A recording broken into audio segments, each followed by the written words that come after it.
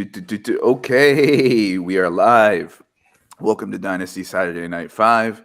Back again after a brief week off last week. I'm Brian Ford. I'm here with my co-host Josh Walker. Please make sure you subscribe, rate, and review if you're on the Going for Two live audio feed. And obviously, if you're watching us here on YouTube, either live or later on, please make sure you subscribe to the channel, like the video, maybe make a comment or two. That'd be fun, and click that bell for notifications. Josh, how you doing? Doing good. I'm glad to be back after a good week off. Feels like more than that, as we talked about right before. But I am happy that we're starting to get a little bit of movement in the offseason. We got the combine. That just means the draft's a little bit closer, and we'll have a lot more answers in. So I'm excited with where we're going. And we're on the eve of free agent frenzy. So things should be getting even more interesting. There's probably a part of this is because I'm on leave from work, and so I spend a lot of time in chats and discords and on Twitter and things like that. So maybe I'm just on information overload, but it does seem like it's been longer because it seems, for whatever reason, to me like so much has happened and so much discourse has happened, and and for some people a lot of rankings have changed and that sort of thing. So, but we're going to talk about our post-combine rookies tonight, and not so much from the perspective of simply the combine. We're going to definitely be talking a lot about the combine, but just the idea that there are fence posts along the way in this timeline of rookie season, and we've passed another checkpoint, right? We've passed the combine. So where are we now, sort of at that fence post? And then we'll also be talking a little bit about some free agent frenzy. But before we do, well, something happened last night. Carolina Panthers trade up from 9 to 1. The Bears get a haul. Vegas odds pretty heavily in favor of CJ Stroud being the 101. What are your thoughts on that process and the fantasy fallout? Well, I see it on both sides. I understand going, if you see your guy and you think it's your future quarterback, go get him.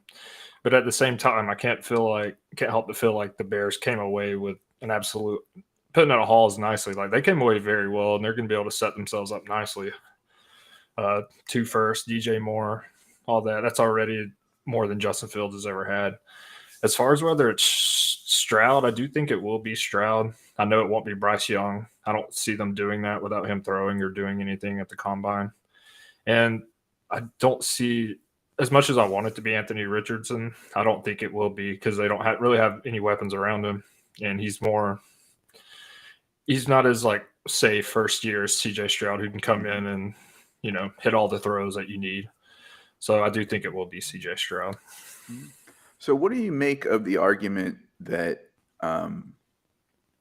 this is bad for whoever is the 101, because they're entering a team in Carolina devoid of weapons and now with reduced draft capital? I think they have, over the next, I want to say 3 drafts, they have a total of, I think, 3 picks in either the first or second round, right? So is that a reason for you to say Stroud gets picked 101 in the NFL, right? Is that a reason for you to maybe knock him down in your dynasty rookie rankings if that happens? I think that depends on what else they do in this draft, because just messing around, it's a PFF mock, so take that with a huge grain of salt. But I was able to get Josh Downs, Kuntz in one of the late rounds. So if they do some of that, maybe not. But if they go and get if they don't seem to go after skill positions right now, it probably will. Just because, being a Notre Dame fan, I've seen these dudes like Jimmy Clausen, Brady Quinn come in, go on absolutely horrible teams, and just not even have a shot at being good because their team's so bad. So I do think that's a possibility, but I think they can get a few weapons in this draft to keep me optimistic. Okay. Yeah, I know that. I mean, let's say maybe they look at the draft and say, okay, well, we need to add this or that, and O-line, and maybe they re-sign Foreman to a cheap deal or or something like that, or maybe they grab. I've been putting a lot of the running backs, in on their radar when I'm doing these Yeah. profiles on the website, in like that 4th round. So we'll see. Um, Jamie checking in. What's up, gentlemen? How you doing, Jamie? Always appreciate you coming on and saying hi. So I want to talk a little bit about the fantasy fallout for Fields and Moore, right? So I've seen some numbers and I've seen some interesting, I think, takes, if you will, how this is beneficial for both and could turn into, an Allen Diggs, Hurts, AJB Mhm. situation. I don't know that I see it that way really necessarily. I think because I don't see Chicago all of a sudden like hella increasing their passing volume. I think Fields still has to do development as a passer, and DJ Moore, you know has had bad quarterback play, and yes, Fields is the best quarterback he's probably ever played with, but is Fields the best passer that he's ever played with? I think there's passing tools there with Fields that people don't want to acknowledge. I don't know that he is the best throwing quarterback, quote unquote, that he's the best overall quarterback that DJ Moore has. All this to say, I don't know that I'm bumping either up much. I didn't move Fields at all yet, and I moved DJ Moore like up 2 or 3 spots in my rankings. DJ Moore is in a giant swath of wide receiver 2s that are pretty much pick your poison. They grow on trees. They're pretty affordable, and you can get DJ Moore's anywhere really. You think people are maybe overreacting to this news as far as like oh, to the moon, they're going to pair up, they're going to be Hurts and AJB? Yeah, I understand where people are going with that argument, but you first got to look at uh, DJ Moore is a good receiver, but he's not even close to AJ Brown or Stephon Diggs' level. So, and I think just him moving isn't going to move the bar that much. I think they will, if they can get another weapon in the draft this year and maybe bolster their offensive line a little bit. I think Fields will have more time to throw, and they can maybe put more pass plays that are not short throws and maybe work down the field a little bit. But even then, I still think they're going to be middle, if not bottom, of the percentage of the league as far as running, because I still think they're going to have 2 good backs. Mm-hmm. So I see where they're going, but I think it helps DJ Moore just a little bit. I might move him up a few spots, but nothing too crazy. He's not a wide receiver 1 by any means. Well, I would, however, tell folks that if you got DJ Moore, maybe throw him on the block, right? Yep. I've already seen a couple trades go down that were, I think, overreactions to the news. So yeah, something to think about for sure. Before we get moving forward with the rest of tonight's show, time to pay the bills. Today's show is brought to you by Underdog. Underdog has it all: the industry-leading best ball leagues with huge tournaments, private leagues. You can do pick'ems. They're not just football. They have every major sport. I know a lot of people are already scratching their itch with best ball drafts coming up in football, but they've got other sports too. So, if you sign up for Underdog and you're a new sign up, a new registrant, and you use the discount code GF2, you will get a deposit match of up to $100. And it's that simple. Log into Underdog, use the promo code GF2, start placing your wagers, start joining your leagues, and maybe start winning some money. And we're a little high tech now these days. If you're watching at home, there's a QR code for you to scan that'll take you right to the Underdog website, where you can put in the promo code GF2 and get your deposit match of up to $100. All right.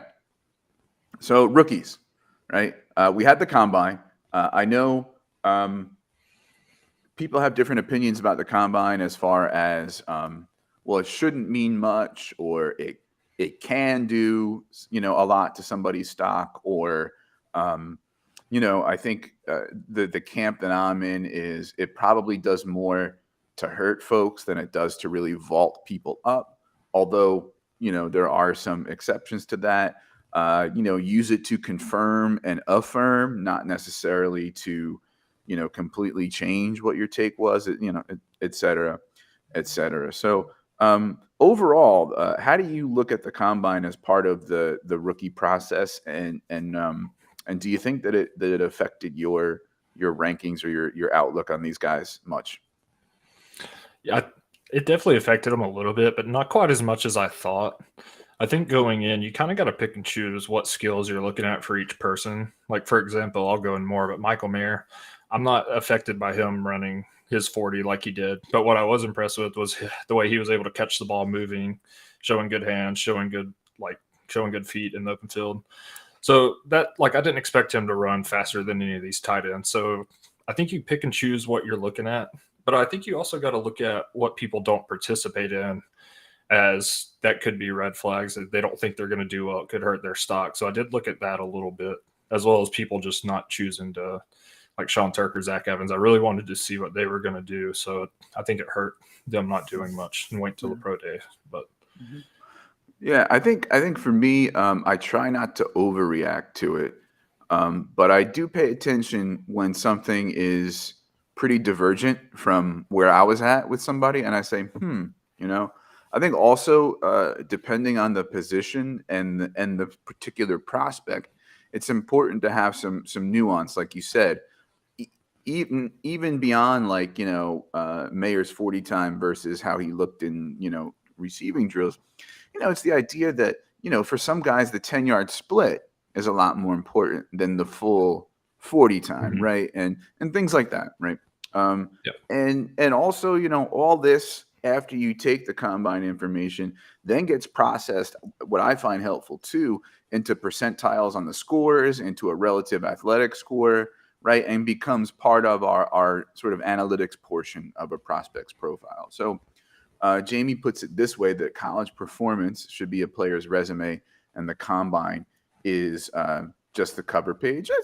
That's an interesting way of putting it. I would think maybe for me the entire thing is a resume, and the combine is maybe a section towards the It's just a bottom. section at the bottom. Yeah, Yep. maybe Exactly. we're splitting hairs over our metaphors here. But I'm also somebody who, paints the whole picture on a prospect.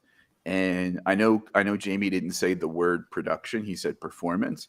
But I think a lot of people lean on, like, I didn't see him produce, or 1 year of production and things like that. And for me, like, I'm not saying that that's a wrong way of going about doing it. What I'm saying is every prospect is a mosaic. Every prospect, you're painting a picture, and everything has context, right? So, for example, Cedric Tillman, I'm going to be talking about him, tomorrow on a guest spot, and okay, broke out in his 4th year, only 1 year of production, right? Okay, well, there's context to that, right? Like, he redshirted his 1st year. He was in a wide receiver room with, these guys don't have big NFL profiles, right? But, Marcus Callaway, Jawan Jennings, Josh Palmer, Velas Jones, guys who were, productive, and college wide receivers who were in his way, Mhm. right? Also, when he got a coaching change and a quarterback change, he went off, right?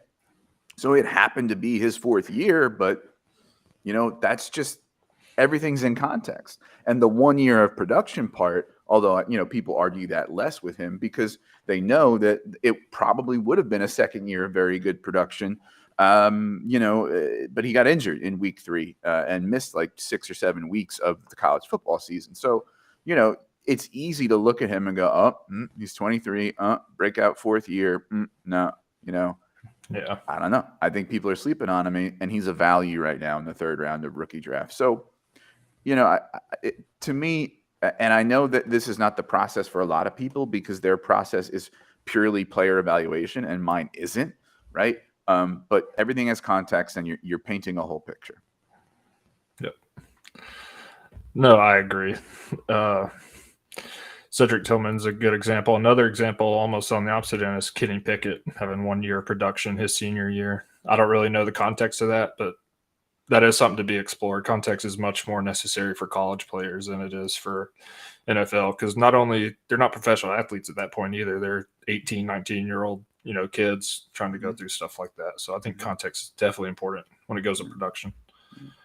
All right, so you want to kick us off with our post-combine lists of 5. So for those of you who don't know or forget, Saturday Night 5 gets its name because we simply have a list of 5, and that's our vehicle for talking about Dynasty. Most episodes, Josh and I each have a list of 5, and I think that's the case tonight. So why don't you kick us off with your post-combine rookie takes?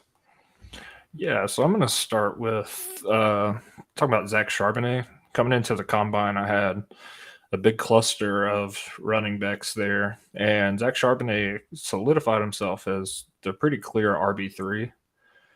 And he tested a little bit faster than I thought. I didn't expect him to run in the 5.4, so that was really good to see. I was worried about his ability to just breakaway speed and long gains. 10-yard split was elite. Vertical jump was a lot better, and broad jump than I expected given his frame. So all that, given his college production, being able to do a little bit of everything, I bumped him up to, let me see overall, but he's definitely my RB3, and he's a lot closer to Gibbs than a lot of people might have him. Yeah, I have him 10th overall now, and I had him, I think, 14th or 15th. So he took a good jump, testing really well, and I think he's going to be a really good 3-down NFL back. Yeah, he's a good example of a player where we said, we know this, but we need to see this piece of the puzzle to get a fuller picture. And really it was the speed and the overall athleticism. I was hoping he'd break the 4.5s. He didn't. It was 4.53. But when put into context, like you said, with size and speed score and vert and broad and RAS and all that, really right? 10-yard split, right? Like he performed well, and he was already my 3, but now he's like, it's 3 with a bullet, so to speak, right? Yeah. And I actually bumped him to I had him like 10 or 11 overall. I have him 8 overall, but importantly, I have him in the same running back tier with Gibbs. I have a 2-3 tier with him. Same. And I have him in an overall tier with a bunch of guys who I don't know that everybody has that tier. For me, it's Addison, Gibbs, Charbonnet, and QJ are like my 6 to 9 in a tier. And I think a lot of folks would have Charbonnet below those guys and maybe even outside of that tier. So definitely. I was very pleased with what we got out of the combine. Speaking of pleased, I'm pleased to see our friend Kyle Senra checking in the chat. Hi, Brian and Josh. Well, hi, Kyle. Always appreciate you checking in. And Kyle saying in the chat, too, that Charbonnet is up to his RB2, right? And I can see that, right? Yeah. I think, when we think about Gibbs' size, which you're going to talk about later, it's not it's not something to completely disregard, right? Yeah, exactly. Facebook user loves the show, fellas, and we appreciate that. Facebook user, absolutely. I promise that's not a bot. I didn't put in some bot to be some generic Facebook user, but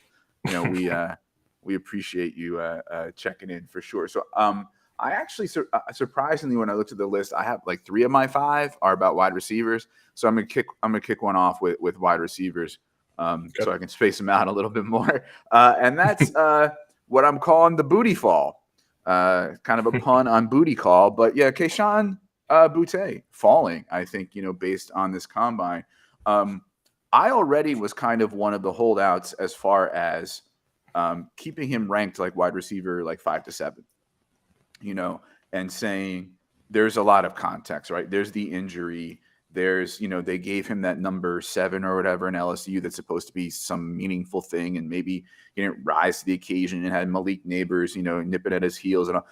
Anyway, I was like, and the off the field stuff, I kind of let the NFL worry about that mostly, and but it was concerning to see him sort of mentally be out of it and and not adapt to his new slot role as quickly as we would have liked. But anyway, I said, listen, we've seen him, put some really good stuff on tape.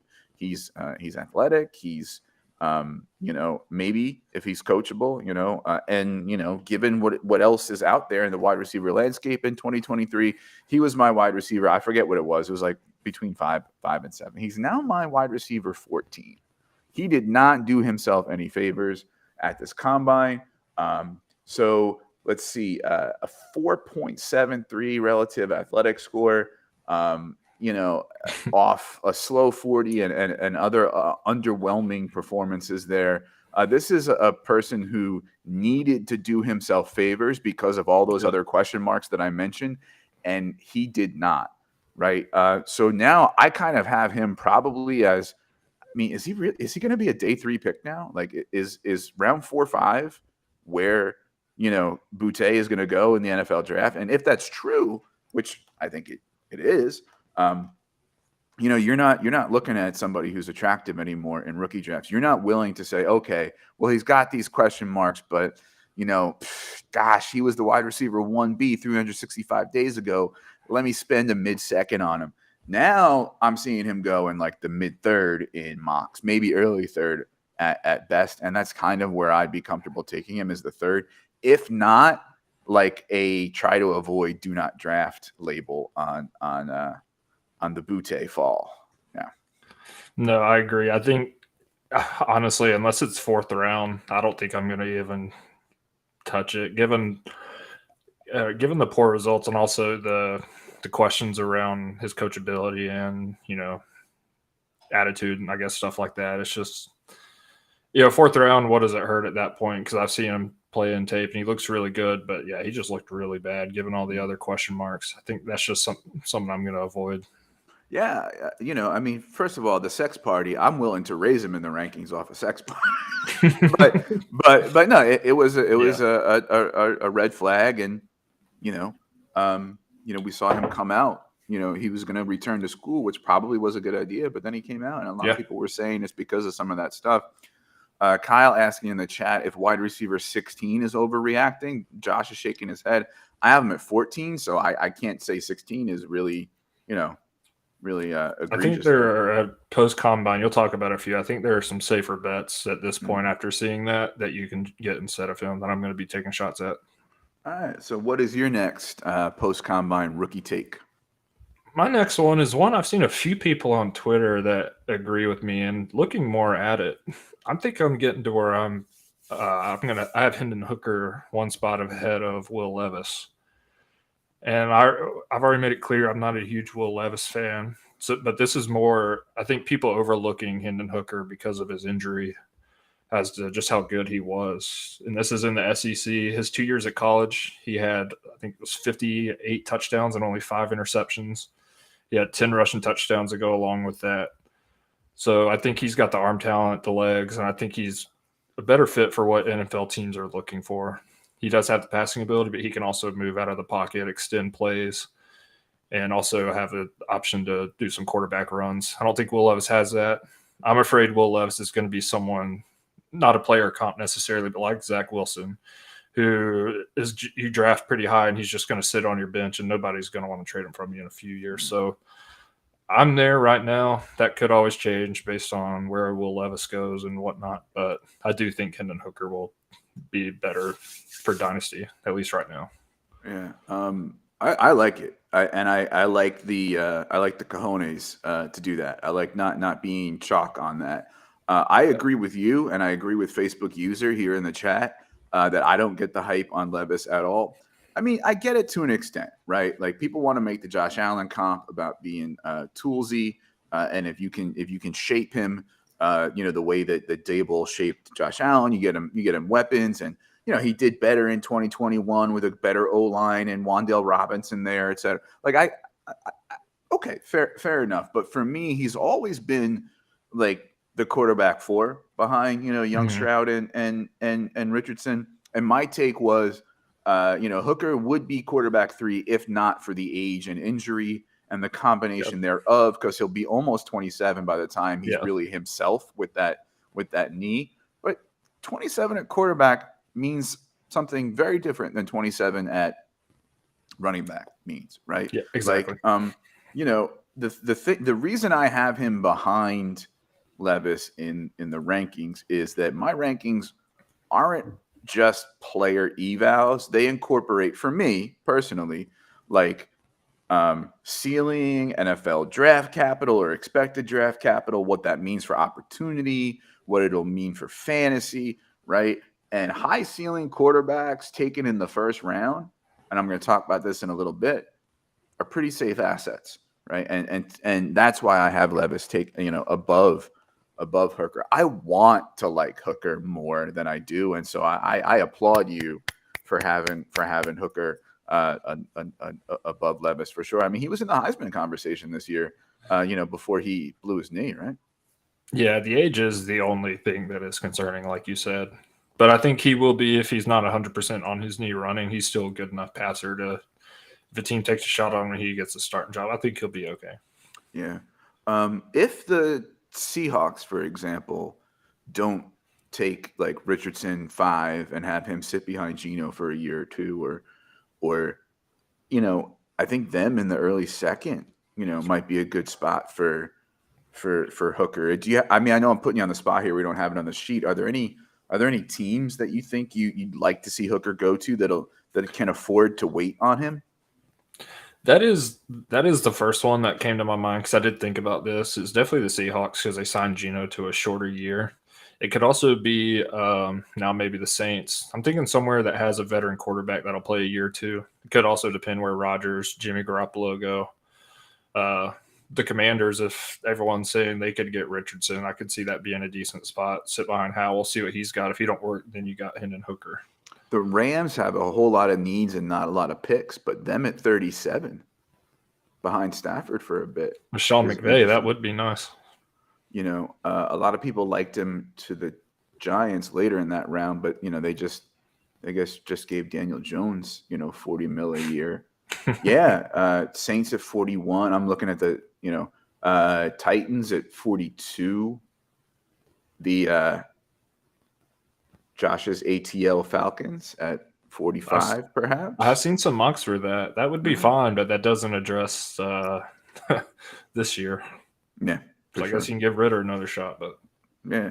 I mean, I think I think what they need to do is either do that. I mean, assuming they don't go after Lamar, right? Is either do that and just see what happens. Maybe they get lucky in a bad division, or they get lucky and they're so bad, maybe the cost to trade up to get Caleb Williams or Drake May or whatever isn't that big, right? So yeah. So hey, listen, as I'm sorry, go ahead.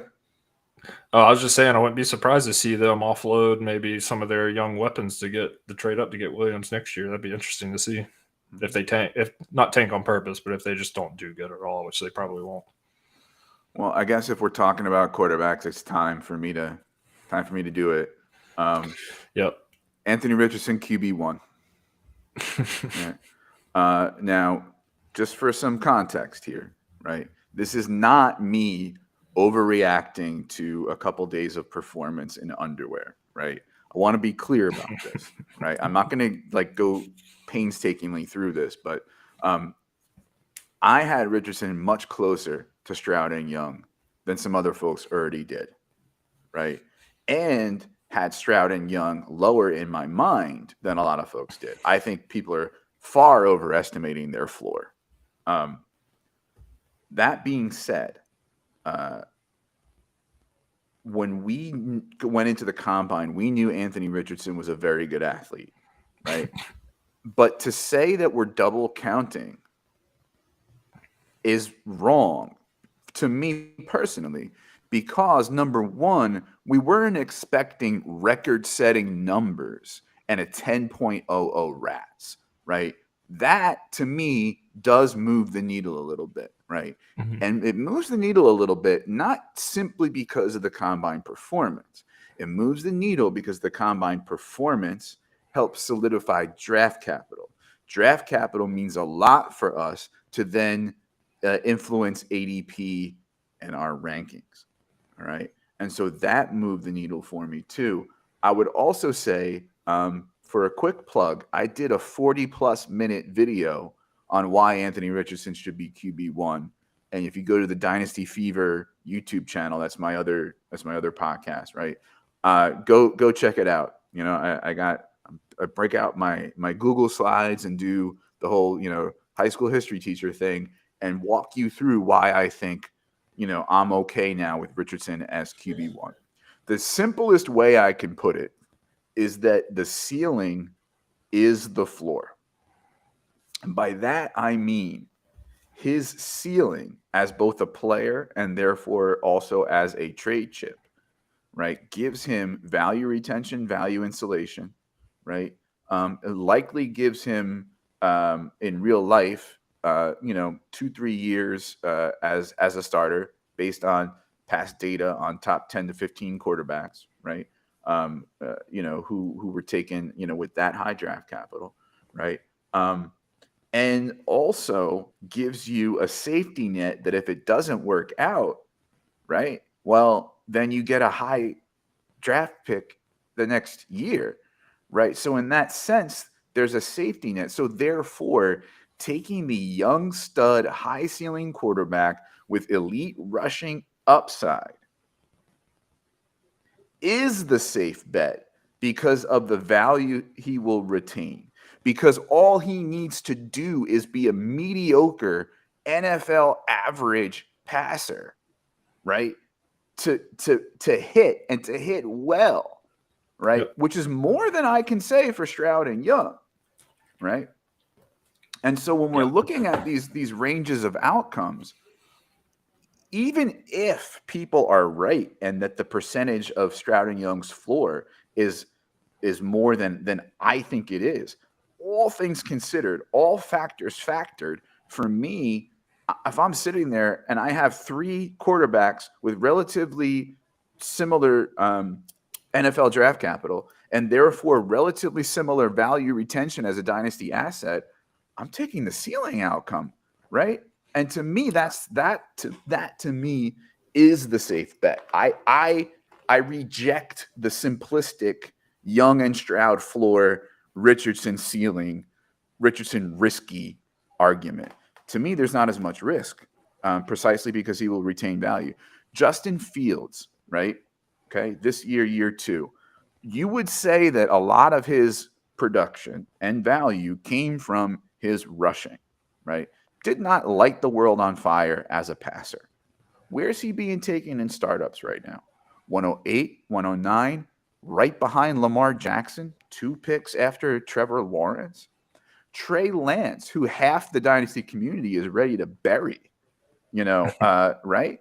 It has retained enough value where he's slipped, quote unquote, to round 4, 5 in startups, right? Because of the uncertainty with the injury and Brock Purdy and things like that, right? Can you say that for first round draft capital at almost any other position? And can you say that for first round draft capital quarterbacks who don't have the rushing upside to give you the fantasy floor? No, you can't. Zach Wilson. And so for me, but Zach Wilson's value, not retaining his value, is partly due to the fact that the team is committed to replacing him, right? Not necessarily just, but also, if someone were to offer you like a 3rd rounder for Zach Wilson, would you take it? Me, I wouldn't. Quarterback in a super flex, I'll hold rather than, right? So even then there's value retention when he's pretty much at his basement. Anyway, that's my rant. Go watch the video. Anthony Richardson, QB1. Let's do it. No, I like it. I do have one question. Where is because this is where what will determine to me if I scoot him up to 1 after the draft. Where's the best landing spot you think for him? So because that's going to matter for me whether I bump him ahead of Stroud at 1. Yeah, I think for me it's the landing spot is I want, and I've said this before in a lot of places, both in my articles and in Discords and all that sort of. And in the mock that we wrote up for goingfor2.com, this assumes high draft capital. This also assumes that he goes somewhere where he can sit for a little bit and develop, right? So looking at that, Seahawks at 5 behind Geno, I like it. Even the Raiders, if they bring back Stidham for a year, and then I trust the McDaniel or whoever McDaniels. I always forget who has the no S and who has the S, right? To craft an offense around Richardson's skills. Honestly, Atlanta at 8 doesn't upset me either. They have other needs, but and Ritter's still on, has a good deal of his rookie contract left, but he was not a high draft pick. So if in 2024 Anthony Richardson's the starter and Ritter's your backup, you didn't burn much putting Ritter as the backup on the bench. Yep. Detroit behind Goff, a lot of people are saying that. I think they take defense at 6, but I wouldn't hate it, right? And even the Colts, right, who seem to be wedded to Levis. Okay, so you draft Richardson and then you go bring in, I don't know, Jimmy G or Baker Mayfield or some schlub, right, to be quarterback 1 for a year. Tennessee at 11. I don't know if he'll slip that far. Yeah, I don't. But the Malik Willis experiment is over, and Tannehill's on his way out, right? Like, so there are places for him to go where you have the safety of like not having to throw him to the Lions day 1. Like put it this way, and I'm actually in this hypothetical situation, and I hope not too many of my league mates are listening. If I owned picks 102 to 104, right, I would trade 102 and 103. And just take whatever the 3 quarterbacks is left at 4, right? Like, as much as I'm saying Richardson QB1, I'm saying I'll take the haul I can get for 102 and 103 and have them close enough where I'll take the 3rd guy. So it's not like I'm shitting on Young and Stroud here. I'm just making the case that Richardson is not this like risky ceiling only guy that people make him out to be. So another little side point about that, because I've seen people saying if you have that, another scenario, you get all 3 quarterbacks and then try and get value. Do you think you can get more value as picks as opposed to once you draft them and see what they do? I think that's a very good question, right? So as a general rule for me, the opportunity to get somebody, the pick, is almost always worth more than the player, but also worth more to me as far as my situation goes, right? Because a pick is fluidity and it's mystery, right? A player is I'm locked into that player. So let's say I'm drafting with you, right? And you have your 1 is Stroud right now, right? Okay. Yeah.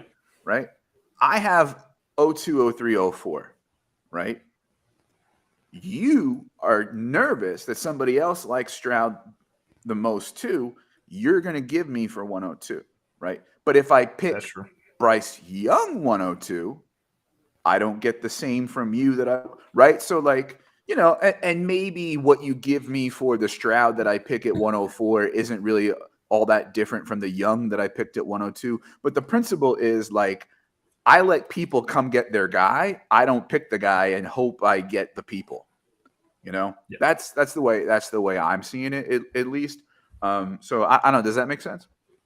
No, it does. I figured that's where you'd lean with the picks. Cause that's where I lean because they can gain value a little quicker and easier than the players can based on what you said. So I agree. I saw people floating that out on Twitter. Some people saying hoard the quarterbacks. Yeah, sure. Other, like you said trade the picks. So. Yeah, I don't think it's necessarily a terrible strategy because I will say this: the idea that the pick is always worth more than the player, that you let the person come get their guy, I think means a little less with quarterbacks in a super flex, right? Sure. Because it's not like I have the 106, right? And it's like I pick Gibbs, but you're down on him because of size, and JSN or QJ was your guy, right? It's like pick your poison with the 3 quarterbacks, and they all retain their value anyway. So, I think maybe it matters a little less for quarterback and superflex, but that's just my take on things. Yeah. Anyway, Dynasty Fever YouTube channel, 44-minute video on why Anthony Richardson should be quarterback 1. Hey, I'm going to check it out now. I didn't know that was Yeah. even up there. I need to subscribe Yeah. to that channel, as do everybody. But so speaking of the picks 1 through 4, 1, 2, and 3, I'm going to hit on my point about JSN. Yeah. So he was someone that I was actually very, very impressed with his combine. I'm almost happy he didn't run the 40. Part of me is happy. Part of me wishes he would. So he might fall. People are calling him slow because it's not as good as some of the other receivers. But what he did test extraordinarily well is, and it just reaffirms my point that he's an elite separator, really good route runner, and going to be really good in the NFL, is the shuttle and 3-cone. Just showing his agility and being able to make cuts. It rivaled that of Tyreek Hill when Tyreek Hill did the combine. That's how good it was. It was by far the best in the class. Some of the best, not ever in the combine, but it's up there, like I said, Tyreek Hill and other people. So I think that shows he has the ability to play the slot, play the outside like Ridley was able to, even if he is slightly undersized. And I think he's going to be really good at separating. I think he's going to be a wide receiver 1 by year 2 if he can stay healthy. Wow. Okay. And I think after the 104, I saw Kyle made a comment about it. I think the 104 should be set in stone as the 3 quarterbacks, Bijan, or top 5, I'm sorry.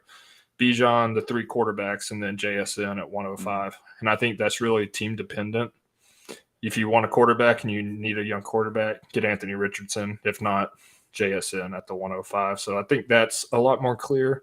And I think there's a bigger drop off after the 105 than before the combine. And a lot of that is because looking at player comps of people who is the same size as Gibbs and tested the same as he did at the combine, I don't like what I see. Some of the good comparisons are CJ Spiller, Chris Johnson, and Nyheim Hines, depending how you look at it. And a lot of those are very injury prone, especially CJ Spiller and Nyheim Hines. And the bad ones, LaMichael James, Javid Best, Isaiah P., Justice Hill, DeAnthony Thomas. A lot of guys that were scat backs, third down backs, and special team returners. So seeing that, I'm not unimpressed with how he performed. He ran really fast, really quick, but the size and the injury concerns with the players that were good at his size and speed is a little alarming. I think people were getting a little gun-ho about him being the consensus far and ahead RB2 over Charbonnet and some of the others. Yeah, so let me I still have him as RB2. I'm not unconcerned about the size, but let me just push back on this a little bit. That just for sake of devil's advocate, if Gibbs had 2 or 3 more pounds on his body and was at the combine at 201, 202, are we having a different conversation? Does the James Cook and Alvin Kamara comp, although I don't like the Kamara comp, does that become more relevant? Right. And so it's on that list with Spiller and CJ, right? And also in quote unquote today's NFL and in PPR Dynasty, what the team will ask him to do, and landing spot dependent, right?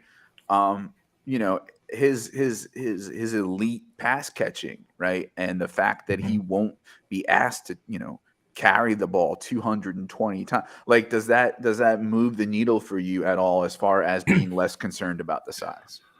The few pounds, no, but if he can get up to 205, between 205 and 210 and put on muscle, that will more so than him being 201, 200. It's kind of been a meme on Twitter how if he was 200, some other players too, if they were 200 pounds as opposed to 198, 199, that they'd be a lot better. But I think if 2 or 3 pounds, no, but getting over 5 to 7 pounds of muscle, yeah. Well, I will say this, right? I heard this stat the other day. John Laub, Gridiron Scholar, quoted it on who's going to be featured in the March Madness episode on Armchair. Excuse me. I believe it's out of every RB 1 to 24, top 24 RBs the last 3 years, right? So 72 chances, right? I think 3 of them were below 200 pounds. Yep. Does it mean something? The NFL is not kind, to guys who are under 200 pounds, whether it's giving them the opportunity or beating them up and they're not succeeding. Either way, they're not panning out in fantasy for you. Now, Kyle's getting a little spicy in the chat, saying that not spicy about the footwork with Gibbs, but he says he doesn't I see like the one Gibbs, you're talking about now. Gibbs' footwork, and now Gibbs is his RB5, right? So I've seen people not necessarily love Gibbs's footwork. I've seen them also talk about his decision making. So I'm not.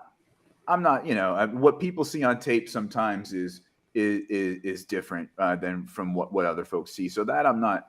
But I'm struggling with 5, right? Because let's say you have Charb 2, like Senra does, right? Who are the other 2 guys you're putting ahead?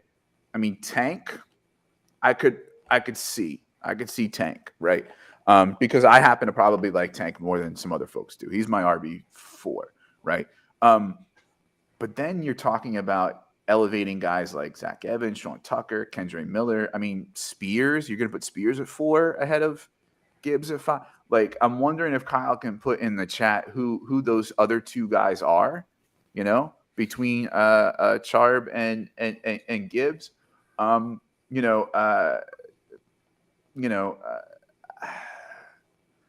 just even if you have questions about like his acceleration, like and contact balance, like Matt Waldman does, or his pass pro, which he probably won't even be asked to do much, like right some other people do. I just don't know that I can put him 5, but that's interesting. Kyle did point out Kendre Miller. Kendre Miller, his tape is really good. I have him as my RB4. Kendre Miller is so overrated. Kendre Miller is 216 and plays like he's 202 Zach Evans. Not enough power in his running. Gets stuffed. He's not moving piles. Like, play to your size, bro. Like, I like him. But this idea that like he's a top 4 or 5 back in the class, like, nah. No, I can't. I can't do it. I can't. No, but we'll see. You said Evan Hall was Evan Hall. Are these just tape grades or are these rank? Like, Evan Hall, come on, man. Like, don't get me wrong. I was too low on Evan Hall, and I admitted it to people on Twitter, right? This is even before the combine, but come on, man. Top 5 back, right? Like, like We'll have Kyle on maybe another time. He's athletic and and he can catch passes and stuff like that. So he's got a decent PPR profile. But we're talking about playing at Northwestern, and we're talking about like what kind of draft capital is he going to get? Like, oh man, you're killing me, man. You're killing me. Canadian, weed was legal in Canada for a lot longer than it was here, and I think he's been eating a little too many of those Canadian gummies. All right, it's my turn for a rookie take post combine. Going to go back to the wide receivers on this one, and this one was requested from Boss Man Jeff, but actually I think we were gonna talk about this anyway. Why are people so upset with Jalen Hyatt? Right, they're focusing on 0.09 seconds of a 40 time. So he ran a verified 4.31 in 2021, right? He goes out and runs a 4.40 at the combine, and all of a sudden it's Hyatt had a disappointing day at the combine. He ran a 4.4, right? His 10-yard split was a 1.50, right? Now, like, his 40 was still in the 91st percentile. Was his speed score low because of his size and speed score is weight adjusted? Yes, absolutely, right? 47th percentile. His burst, 97th percentile, right? 9.46 relative athletic score. Yes, he didn't do the 20 shuffle. He didn't do the 3 cone. He didn't do the bench press, right? So there's sort of incomplete information, right? In that RAS score or whatever. But come on, folks. And I'm a guy who hates Hyatt. Give the guy some love. He ran a 4.4, right? 1.50 split, 40-inch vertical. Like, yeah. And we're upset now at Jalen Hyatt's combine? I don't know, man. And listen, for me to be this defensive of Jalen Hyatt, a guy who I think is my wide receiver 10 at this point, I just I don't see it. I don't get it. Yeah. No, I'm with you. I actually moved him up, I think, 2 spots because, I mean, he tested just as good, if not better, than I thought he would, especially in the 10-yard split and then the vertical. That shows that, if he does have trouble separating like he might early on, I think you can teach route running. I think he has all the skills, but the vertical and the 10-yard shows that he does have the ability to break away on cuts. And I think he might be a little bit of a project, but like you said, he's getting way too much hate. Mm-hmm. Now, I will say this. There are some prospects I've liked that were ballpark similar to Hyatt. And so I could see people saying I'm a hypocrite, right? Because, like, I was in on Waddle coming out, right? When other people were like, just a speed guy, I liked him. I liked Waddle. I liked him more than some other prospects that people had ahead of him, like even Elijah Moore and things like that, right? I think Hyatt's got a Waddle upside, a Waddle ceiling. You know what I mean? I just think coming out of school, Waddle was more productive, right? I believe had an earlier breakout, better route runner, played for a better program and held his own on the field. Yes, right? Like he got, he got injured, right? But like before he got injured, his pace was like incredible that year. So I don't know. I just see them as different enough where I don't think people, sort of saying, oh, well, if you liked Waddle, you're like, I don't know about that. But yeah. Stop it with the Hyatt hate, folks. What are we doing? For real. All right. I'm going to jump to tight ends. Let's do it. And only one actual ranking shift happened, and that was me bumping Darnell Washington to tight end 2, but I have Kincaid, I think 1 or 2 spots overall right behind him. So it's very close. But the thing is, I saw people talking about Michael Mayer and how he's slow, how, Kincaid's going to be better. And I really can't help but even in college, I saw the player comp of Michael Mayer and someone like Jason Witten. You don't see him out there outrunning anybody, but he's always open. He's always in the right spot, and he's always catching the ball when it's thrown to him. And even Jason Witten had 3,000-yard seasons. And Michael Mayer was a more productive tight end in college. So I see some type of that outcome if he can get on a good team that uses a tight end well. I think he does just enough balance of blocking and receiving to where he won't be asked to block all the time, but he's good enough to go out there and block as a rookie. And my only hesitation to Darnell Washington is I'm afraid teams are just going to use him more as an extra offensive lineman as opposed to letting him work in space as much as he maybe should. Because we saw the one-handed catch. We saw the really good 40 time for his size. He looked really good at the combine. He was one of my favorites. But he also shoved that sled just as good as an offensive lineman might. So I'm just afraid that his upside might be capped just by teams wanting him to block a lot more than run routes. But even then, he's an amazing athlete, and I moved him up to my tight end too. Right on. Also one last thing. Yeah. Kuntz, I believe that's how you pronounce it. I don't want to say it the other way. He's on the radar now after putting up a really good RAS score. Yeah. Mm-hmm. I think he's a viable late 3rd, 4th round tight end option if you want to take a swing. So I think he put himself on the radar for at least Dynasty, but especially to get better draft capital.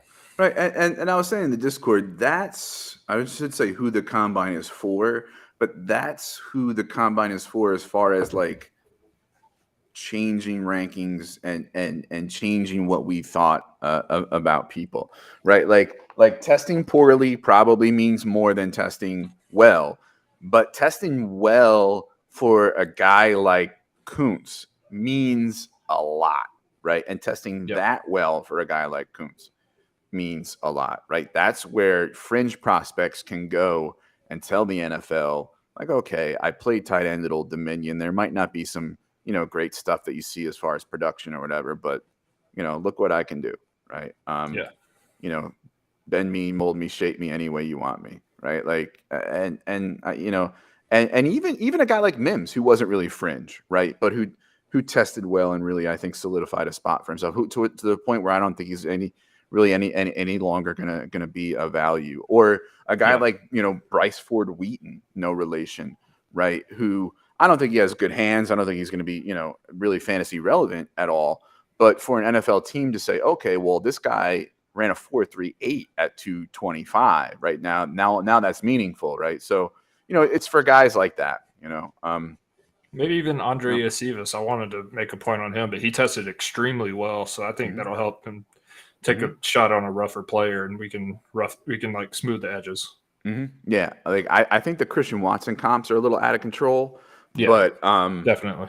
I mean, I understand them, the parallels, but I think those are out of control. But yes, him confirming, like, 9.92 RAS, like, take a shot on me.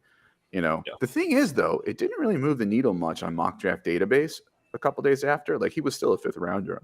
But all right, so my tight end take is a little more general, and that is that the 2023 tight end class is small and old, but it's damn good for the way tight end can be used now in the NFL, right? Darnell Washington, I love. Obviously, he's huge, right? Like, I mean, I did my profile on him on the website.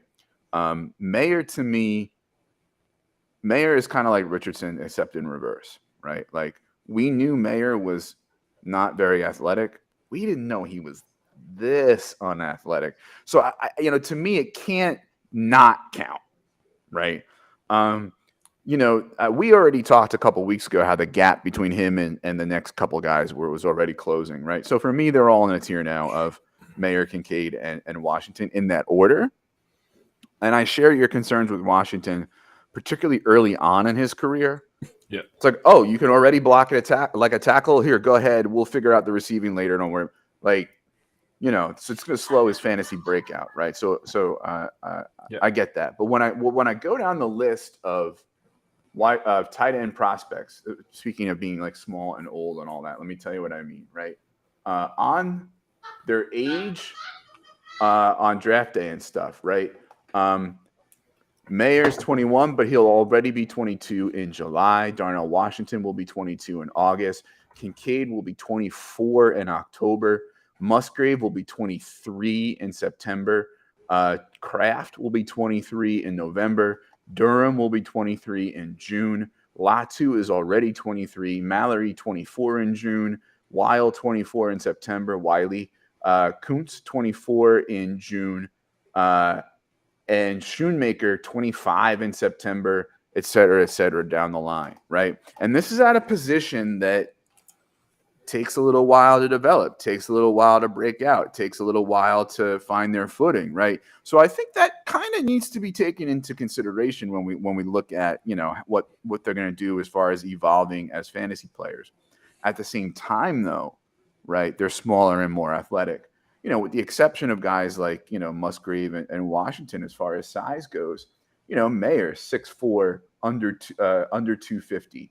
Kincaid, 6'4", we think between 240 and 245. Laporta, 6'3", 245.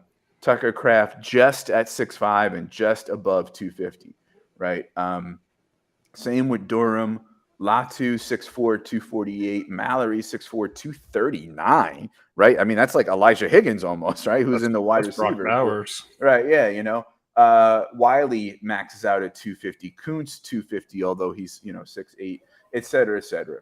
Brenton Strain, 6'3", 245, right? So small on the small side, but, right, look at these RASs.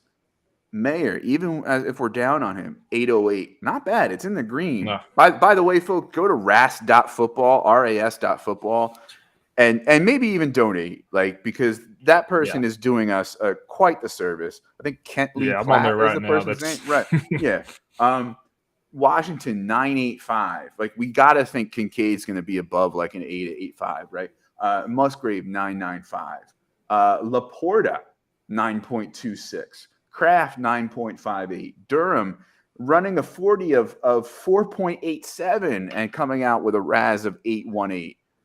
Mallory, 919. Wiley, 886. Kuntz 10, Schoonmaker 9.75, That's the one I was 8.92 shocked by. for Bretton Strange, 8.77 for Davis Allen, 8.21 for Whitehart. Like, these are athletic tight ends. And when we think about guys who are like the quote unquote move tight ends, I know some people call them the F tight ends now, right? Guys that are essentially big slot, guys like Gesicki. And I have too much Gesicki. Can he please sign somewhere that will use him well, right?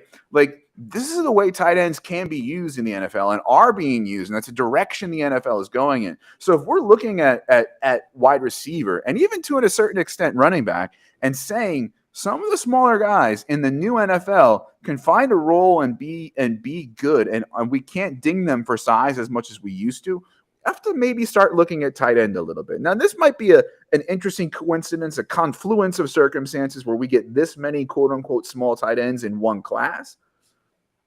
Or it could be a portent of, now coming up through high school and early college, the tight ends are being used differently and not being asked to be as big and essentially be a third tackle, right? So this is a really interesting thing to see. 2022 tight end class has already panned out better than we thought they would. And going into the draft now, people already love the 23 class, right? Like Daniel Jeremiah, best class in 10 years or whatever. There's going to be 3, first-round tight end, right? Like, imagine if they hit at the rate that the 2022 class hit, like a class that we didn't even like. We could be seeing now a shift in the tight end landscape, right? Up until last year, and maybe even some people still saying it, we said the tight end landscape is a wasteland. After the first few, they all suck, right? And it's just a matter, right? And it doesn't take much to be, a tight end, fill in the number. The difference between tight end 7 and tight end 19 is like, 3 yards, right? I don't know if that's going to be true, right? If these last 2 classes develop well, we might see the tight end not be a wasteland and be something that's really, really interesting to see. And that's it. And in Superflex, when quarterback is so icky, like, no, let's do it, man. I welcome a better tight end landscape. Let's go for it. No, I agree, and I think this is just setting the stage, like you said, because Brock Bowers next year is going to be a pretty clear first rounder. I don't know about rookie drafts, but he's coming in at 229 right now. I expect to bulk up a little, but I think that's starting to become the norm. So I agree. I think that's a good point. Kyle saying that he wouldn't spend more than a third-round pick for any of them. Maybe a little earlier in 1.75 or higher, or a start 2 tight end. I get that. I get, pick the wide receiver now, wait for Kincaid to, be good and then get Kincaid. Like, don't waste the 111 or the 203 on him. I get that. But, quarterback in a super flex, tight end in a premium,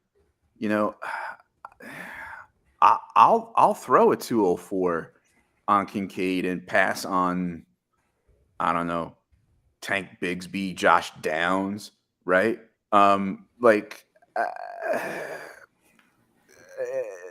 Give it to me. Give it to me. I'm sorry. All right, you go ahead with your next one.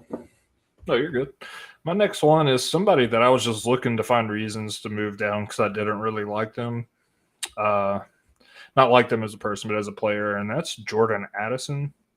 He did not impress me at all. He graded very poor in the size grade. And if you're going to do that, you at least need to show that you're really good at other things. He tested okay in the explosion grades, had a very low vertical, did not look good on the broad jump.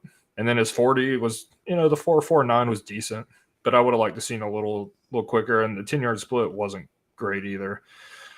And just given that overall score of 5.82 in the RAS, I had questions about him being able to get open, be able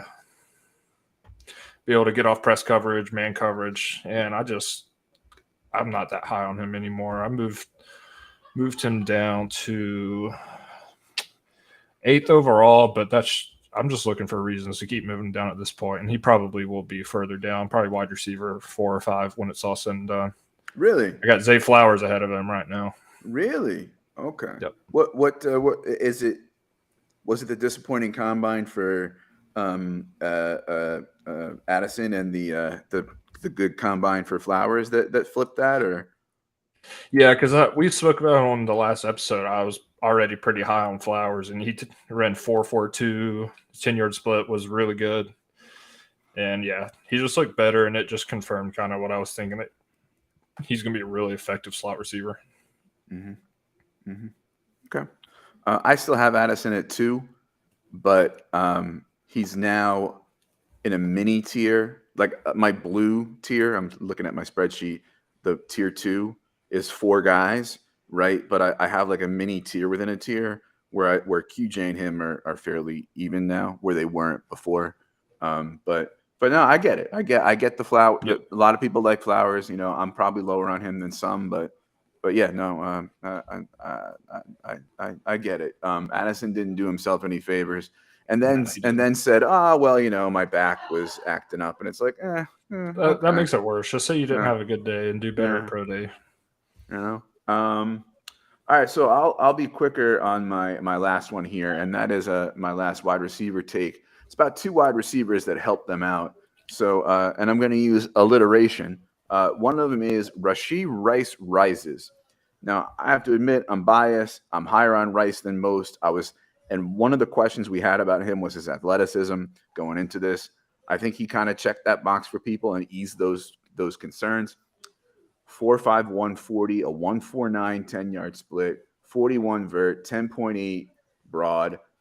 His speed score and 40 score, were not high percentiles, but his burst score was 95th. His RAS 965. I think he answered the athleticism questions. He is and remains my wide receiver 6. I know I'm higher on him than consensus. And Mingo Mania. So at 6'1" and I think 226, something like that, he ran a 4.46 with a 1.54 split, 39.5-inch vert, 10.9 broad, 22 reps on the bench press, which is impressive.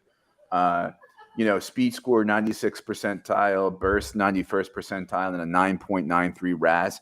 I don't think people thought Mingo was that athletic. I think we knew that he was kind of like I hate this analysis, but like he's got that dog in him, right? And he's physical, and he's a leader, and he's good at the catch point, and he's a quote unquote savvy veteran as much as like a 4-year college player can be. But he's somebody who like a Kuntz. I looked at that and said, okay, this was well beyond expectations. So I'm thinking now the NFL will say, okay, that was well beyond expectations. Mingo is my wide receiver 15 now. And when in the Fantasy Pros platform, I don't just do the overalls that we publish on the site. I also go in the prospect portal and break them down by position. It's just part of my process, right? And so when I update rankings, it tells me like you're this far off from and I think ECR has Mingo at wide receiver like 26 or something like that, and I have him at wide receiver 15. So I'm well above consensus, and I'm very interested in Mingo now in, say, I don't know, the late third in a rookie draft, whereas before I might not have been. So 2 wide receivers that help themselves, Rashee Rice and Jonathan Mingo. I agree. I bumped Rashee Rice up a good bit there based on the athleticism. So definitely agree. Well, getting a little bit of bonus content tonight. Free agency frenzy, right?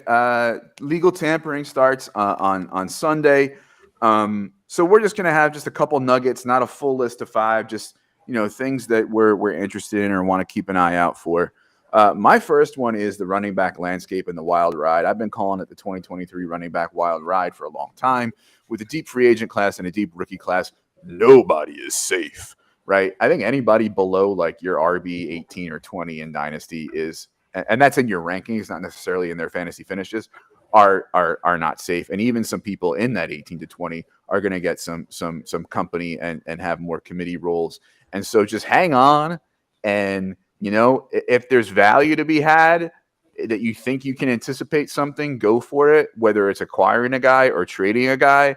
Like, for example, I think, Damian Harris, I eat Damian Harris. Give me 2/3 for Damian Harris. Done. I'm fine. because I think he's going to come out on the other side of this with a role, but nothing like he was even close to as even when he lost his job to Ramondre. So that's a guy that I would move off of. I'm trying to think off the top of my head a guy that I would acquire. Ty Chandler seems interesting with not just because of the Dalvin Cook buzz, but of him being traded. But Madison's a free agent, so the acquisition cost of a Ty Chandler is what, a third and a fourth, maybe, right? Maybe not even that. And sure, he could get drafted over, but what'd you spend? You burned a third and a fourth. So my first take is, strap in and enjoy the running back wild ride. Josh. Yeah. No, that's our ranking. I'm going to be doing so much rankings changes as that goes on. It's going to be crazy.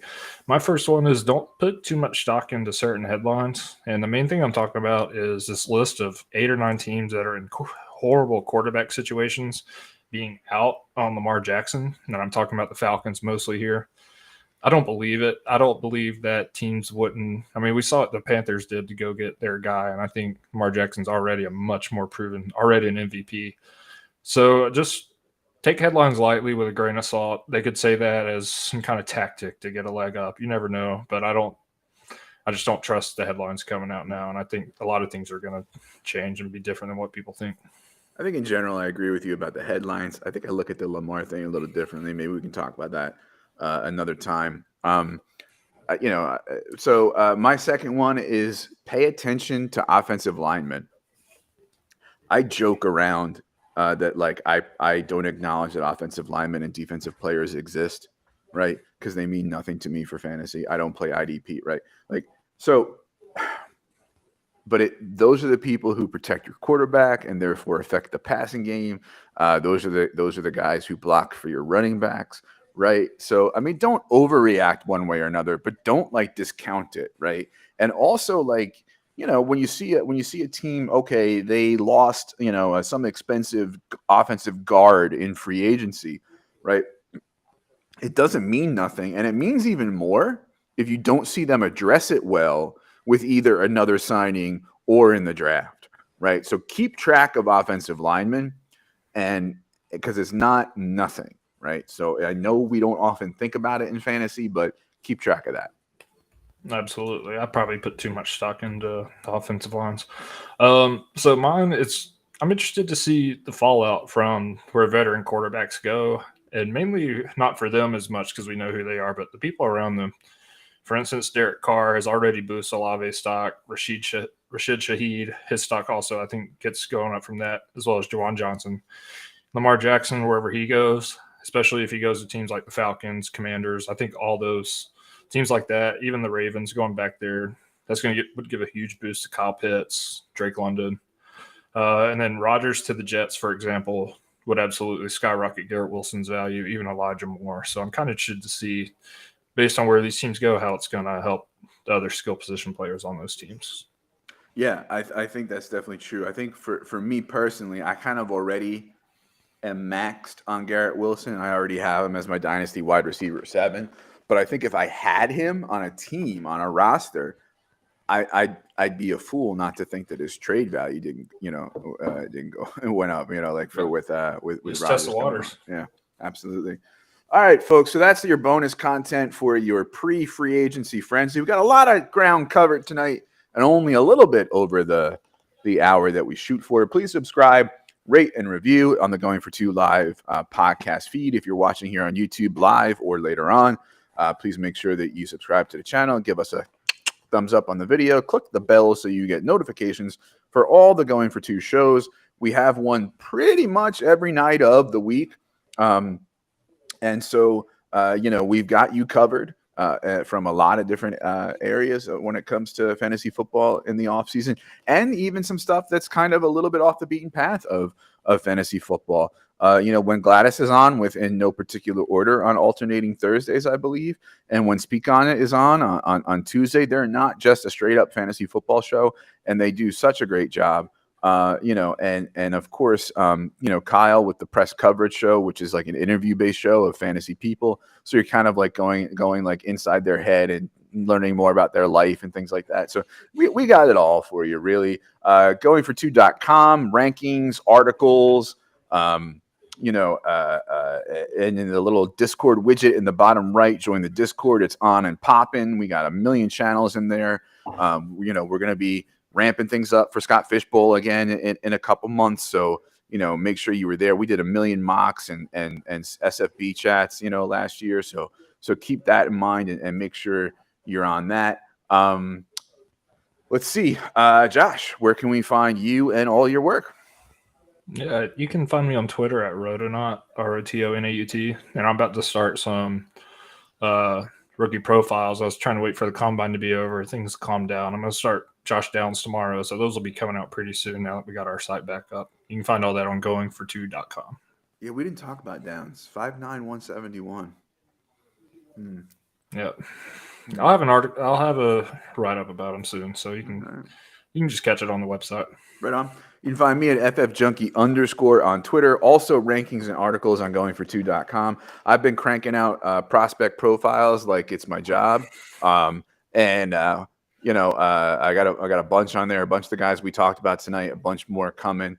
What we've tried to do is, for the most part, give you guys that, are a little further off the radar and aren't always the, top 10 guys. I had to indulge and do Anthony Richardson, a couple weeks ago and stuff. But anyway,